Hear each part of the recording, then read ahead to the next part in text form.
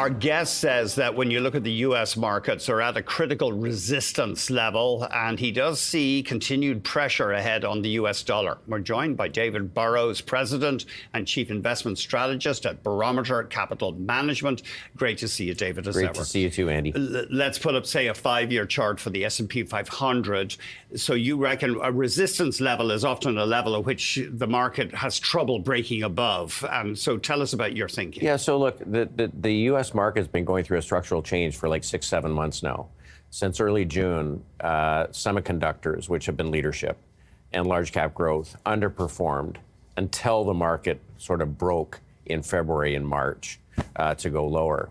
So money has been leaving those groups, growth stocks in general, on the back of a couple of things. First of all, U.S. dollar has been weakening versus virtually every currency this year.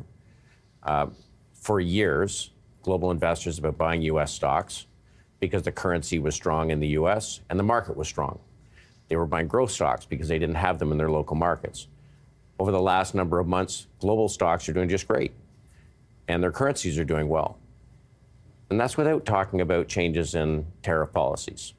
So naturally, there is money that's leaving and being repatriated to local markets. So there's net outflows from the U.S., where we have seen inflows for a long time. So we think that the market's going through a change. Now, the tariffs certainly probably didn't help global investors to say we want to put more money in the U.S. So financial services have been leading the market over the last 18 months, and we see it in North America, but globally even more.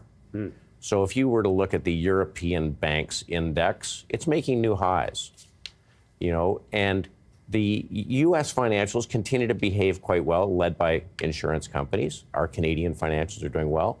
Global markets have a much bigger weight in financial services than the U.S. market does. It has a much lower weight, like low single digit, in technology, where, of course, technology is by far the biggest part of the U.S. market. So there's a rotation that's taking place, and I don't think it's done, because realistically, there is very significant over-ownership in the largest growth stocks. In America? In the U.S. by investors from around the world. Now, it takes time for big institutions to change their asset allocation. So first off, you've seen currency hedging, which is why the U.S. dollar hasn't had any bounce while the U.S. market has been bouncing. In April, the latter half of April, That's right. Yeah. But my guess is there is reallocation coming. And so I think we have to be a little bit careful here. When markets sell off, and now the S&P and the NASDAQ are both below their 200-day moving averages, which are now downward sloping for the first time in a couple of years. And they're below the 50-day moving average, which is below the 200-day moving average. That's a downtrend. So until that changes, you have to be suspect of bounces.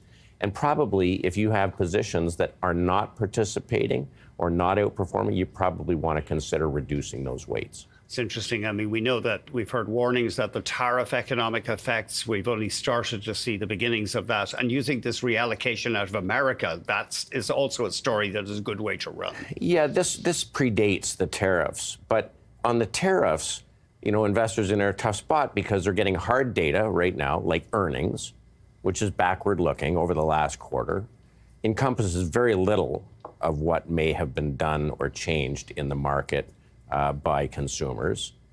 We're seeing soft data, which counterbalances pretty good hard data, which is like CEO confidence and individual investor confidence and consumer confidence, which shows something is changing.